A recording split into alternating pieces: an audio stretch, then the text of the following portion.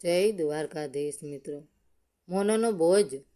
મારી બેવફાઈ પછી મારા પતિએ મને 18 વર્ષ સુધી એક વાર પણ સંપર્ક કર્યો ન હતો.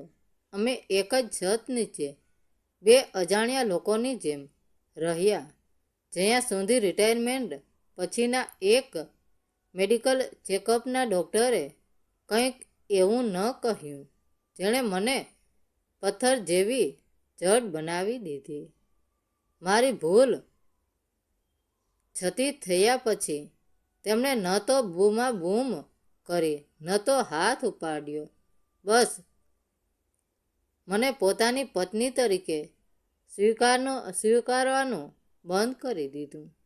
18 વર્ષો સુધી અમે મહારાષ્ટ્ર અને પુણેની ભાગોળે આવેલા અમારા ઘરમાં ભૂતોની જેમ સાથે રહ્યા. વીજળી, પાણી, રસોડું અને ખર્ચ વહેંચતા, પણ કોઈ પણ પ્રકારની હૂંફ વગર. અમે એટલા સાવધાન રહેતા કે અમારા પડછાયાઓ પણ એકબીજાને સ્પર્શવાનું ટાળતા.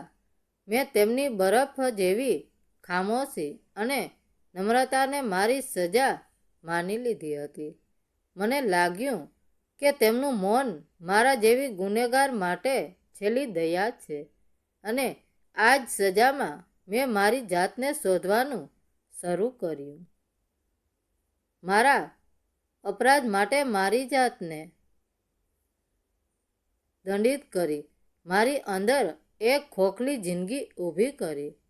પરંતુ એક દિવસ ડૉક્ટર કવિતા શર્માએ અજાણતા જ મેં બનાવેલા પ્રયાસિતના પડદાને ચીરી નાખ્યો. તેમણે અલ્ટ્રાસાઉન્ડની સ્ક્રીન મારી તરફ ફેરવી અને ધીમા પણ ગંભીર અવાજે પૂછ્યું, સીમાજી, છેલ્લા 18 વર્ષોમાં તમારું વૈવાહિક જીવન કેવું રહ્યું છે? મેં ઝૂકેલી નજરે કહ્યું, કંઈ નહીં. 2008થી અમે અલગ રૂમમાં સૂઈએ છીએ. એ જ મારી ભૂલની કિંમત હતી. ડૉક્ટરની ભ્રમણો ખેંચાઈ. તેમની પછીની વાતે મારી દુનિયા હચમચાવી દીધી. પરંતુ આ રિપોર્ટ કંઈક બીજું જ કહે છે.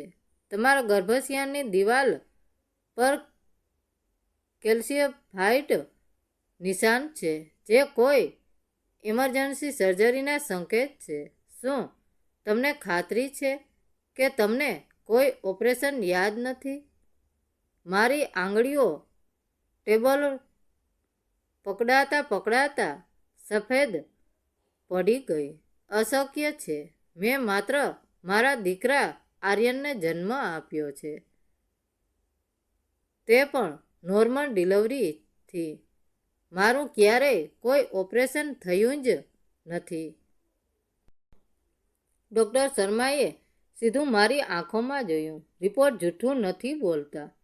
ઘરે જાઓ, તમારા પતિ સાથે વાત કરો.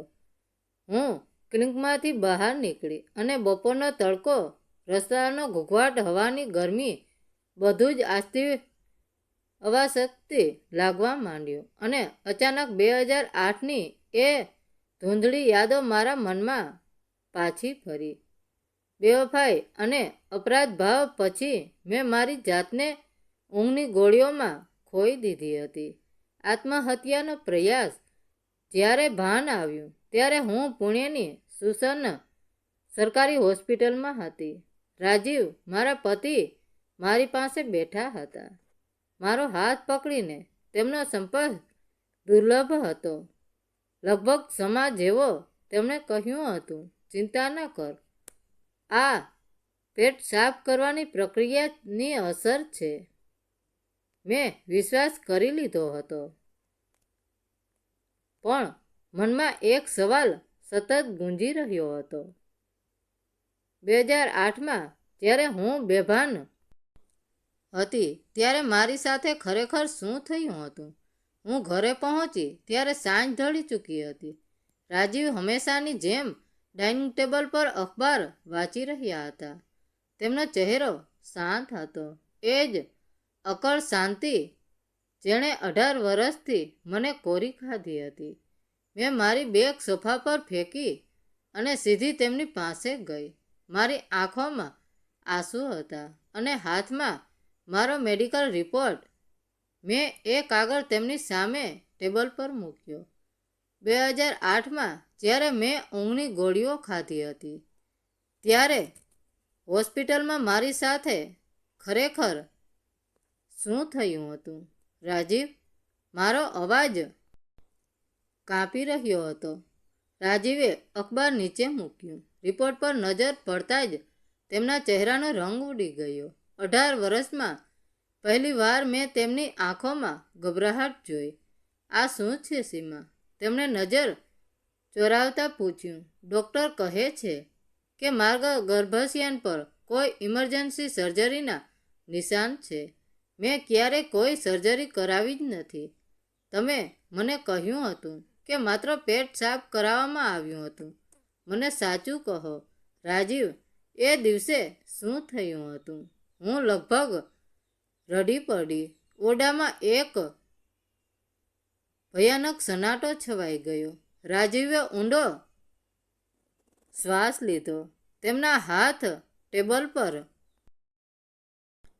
ધ્રુજી રહ્યા હતા. છેવટે એ મૌન તૂટ્યું જે 18 વર્ષોથી અમારી વચ્ચે દિવાલ બનીને ઊભું હતું. તું ગર્ભવતી હતી સીમા. રાજીવનો અવાજ એટલો ધીમો હતો કે માંડ સાંભળાયો. મારા પગ નીચેથી જમીન સરકી ગઈ. શું? પણ આપણે તો મહિનાઓથી. હા, રાજીવે મારી આંખોમાં સીધું જોતા કહ્યું. એ બાળક મારું નહોતું, એ તારા સંબંધનું પરિણામ હતું. હું ફસડાઈ પડી. ખુરશીનો ટેકો લઈને માંડ ઊભી રહી શકી. રાજીવે ભારે હૈયે વાત આગળ વધારી. જ્યારે તને સસુન હોસ્પિટલમાં લાવવામાં આવી ત્યારે ઊંઘની ગોળીઓના ભારે ઓવરડોઝને કારણે તારા શરીરમાં ગંભીર રિએક્શન આવ્યું હતું. તને ઇન્ટરનેશનલ બ્લીડિંગ, આંતરિક રક્તસ્રાવ શરૂ થઈ ગયું હતું. ડૉક્ટરોએ મને બહાર બોલાવીને કહ્યું કે તારા ગર્ભાશયમાં રહેલા ભ્રમણને નુકસાન પહોંચ્યું છે અને તારો જીવ બચાવવા માટે તાત્કાલિક એબ્રોર્શન, ગર્ભપાત અને સર્જરી કરવી પડશે. જો તેઓ એ ન કરે તો તું બચી ન શકે. રાજીવની આંખોમાંથી આંસુ વહી રહ્યા હતા. મારી પાસે બે જ વિકલ્પ હતા. કાં તો તને મરવા દઉં અને દુનિયાને તારો ગુનો ખબર પડવા દઉં, અથવા એ કાગળો પર સહી કરું અને તારો જીવ બચાવું. મેં તારો જીવ બચાવવાનું પસંદ કર્યું. તારું ઓપરેશન થયું અને એ બાળક જે મારું નહોતું તેને કાઢવામાં આવ્યું. હું ધ્રુસકે ને ધ્રુસકે રડવા લાગી. તમે મને આ બધું ક્યારેય કેમ ન કહ્યું? 18 વર્ષ સુધી આટલો મોટો બોજ એકલા કેમ સહન કર્યો? કારણ કે તું પહેલેથી જ અપરાધ ભાવથી મરી રહી હતી સીમા. રાજીવે રૂંધાયેલા અવાજે કહ્યું. જ્યારે તને ભાન આવ્યું ત્યારે તારી આંખોમાં જે પસ્તાવો હતો તે મેં જોયો હતો. જો હું તને કહું કે તારી એ ભૂલના કારણે, તારા આત્મહત્યાના પગલાંના કારણે એક અજાણ્યા જીવનો અંત આવ્યો છે, તો તું ક્યારેય પોતાની જાતને માફ ન કરી શકે. તું ફરીથી પોતાનો જીવ આપી દે અને આપણો દીકરો આર્યન એ મા વગરનો થઈ જાત. મારે આર્યન માટે તને જીવિત રાખવી હતી, પણ પછી તમે મને પત્ની તરીકે કેમ નકારી દીધી? મેં રડતા રડતા પૂછ્યું. હું તને બચાવી શક્યો સીમા. મેં તને માફ પણ કરી દીધી હતી, પણ હું એ ભૂલી ન શક્યો કે તારા શરીરની અંદર કોઈ બીજાના અંશને મેં મરતો જોયો છે. એક પતિ તરીકે મારું સ્વાભિમાન ત્યાં જ ખતમ થઈ ગયું હતું. હું ઈચ્છતો હોવા છતાં ક્યારેય તને પહેલાંની જેમ પ્રેમ ન કરી શક્યો. હું તારો પતિ ન બની શક્યો, બસ એક રક્ષક બનીને રહી ગયો. આજે મને સમજાયું કે રાજીવે મને કોઈ સજા નહોતી આપી. તેમણે તો મને બચાવવા માટે પોતાની આખી જિંદગીનું બલિદાન આપી દીધું હતું.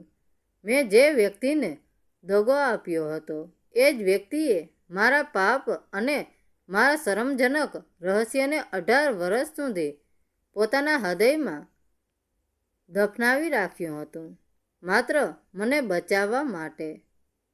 હું દોડીને રાજીવના પગ પાસે બેસી ગઈ અને તેમના ઘૂંટણ પર માથું મૂકીને જોર જોરથી રડવા લાગી. મને માફ કરી દો, મને માફ કરી દો રાજીવ. હું આ પ્રેમ, આ બલિદાનને લાયક નહોતી. હું સતત બબડતી રહી. 18 વર્ષ પછી પહેલી વાર રાજીવના કાપતા હાથ મારા હાથ પર ફર્યા. એમણે મને નીચેથી ઊભી કરી અને તેમના ગળે લગાવી લીધી. અમારા બંનેના આંસુ એકબીજાના ખંભા પલાળી રહ્યા હતા. અમે ખોવાયેલા 18 વર્ષો પાછા તો નહોતા લાવી શકતા, પરંતુ એ દિવસે અમારા ઘરની એ અદ્રશ્ય દિવાલ તૂટી ગઈ. ભૂતોની જેમ જીવતા બે જીવો આજે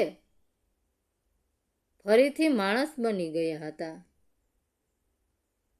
સજા પૂરી થઈ હતી અને હવે પ્રાયશ્ચિતની નહીં પણ સાચા પ્રેમ અને માફીની શરૂઆત થઈ હતી. મિત્રો, વાર્તા કેવી લાગી? સારી લાગી હોય તો કોમેન્ટ કરીને જરૂર જણાવજો. ધન્યવાદ મિત્રો. રાધે રાધે. જય દ્વારકાધીશ.